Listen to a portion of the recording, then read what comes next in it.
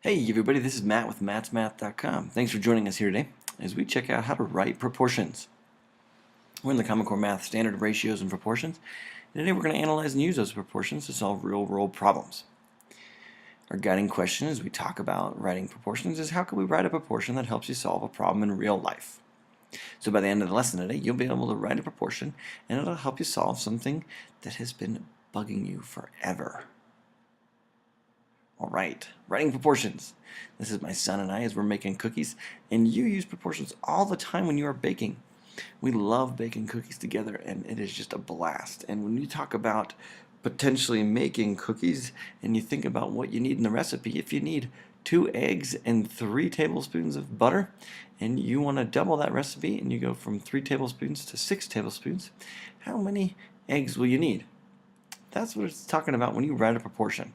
This is the idea. You got 2 fractions equaling each other, and then you have a big old X right there telling you what on earth am I trying to find there. So let's do that. Let's bake some cookies and write some proportions. Alright, one of the easiest way to do proportions as we write them is using a table. You got to be consistent either across the same row or the same column. You can't mess up the units there, and that'll make sense here in just a second as we talk about it. Let's look at it this way. Last month you bought 2 ringtones for $6, and this month you buy 3. How much did you spend this month? Well, if you think about it, 2 is for $6, well 3 is for how many? You always want to keep the units straight, either across the row or across the column, and this is one way we can do it. So if you think about it, across the row here is ringtones, ringtones, dollars, dollars, and you stay consistent here because this is last month, the 2 ringtones for $6, this month 3 ringtones for X bucks.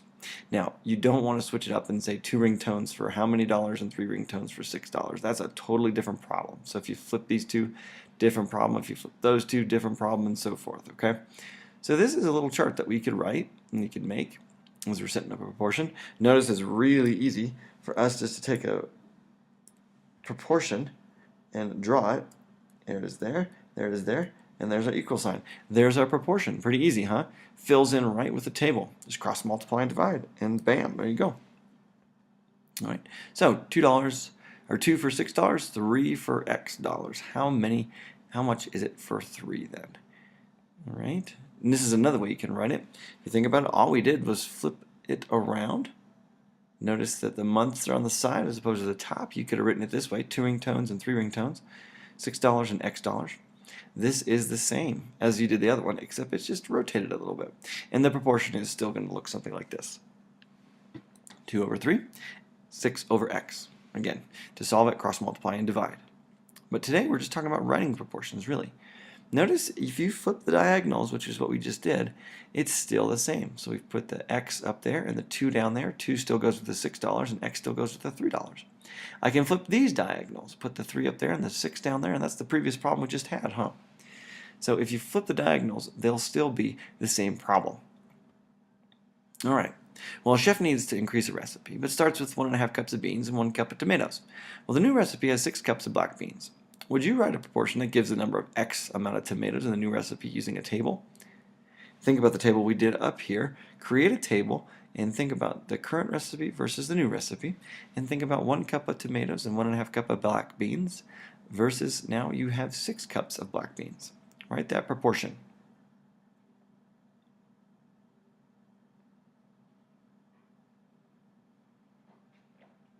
All right, so here is your table, your chart. You can fill it in. All right, here's what you should have written, something like this. You have 1½ cups of black beans originally and 1 cup of tomato and 6 cups of black beans now. How many tomatoes? Put a big old fat X right there for the new recipe, okay? All right. How much water would you need for the new recipe? If it takes 2 cups of water and it's 1½ cups of black beans and you're still, again, using 6 cups of black beans, how much water? Write a proportion there, would you? Don't actually solve it. Again, you're just writing the proportion for this one. All right, let's move on to some that are a little bit more different.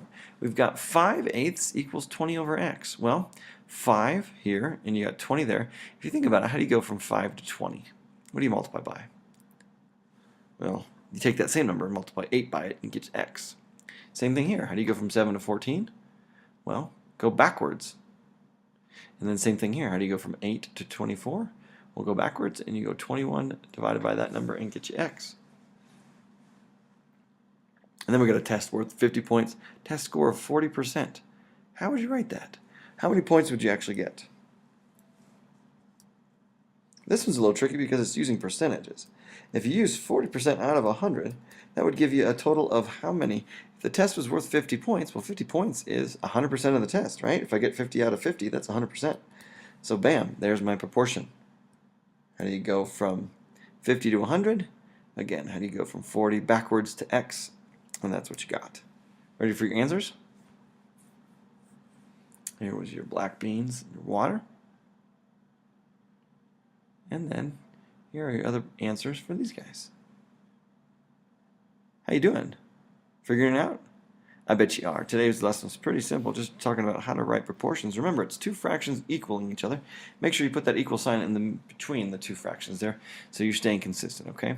So can you write a proportion that helps you solve a real-world problem? Especially cooking, making some black bean soup, something yummy like cookies? I bet you can. All right, well that's it as we talked about writing proportions today. This is Matt with mathsmath.com. Thanks for joining us. Check us out on Facebook at Solving Maths Problems or on Twitter at MathsMath. And enjoy math and cookies and maybe black bean soup.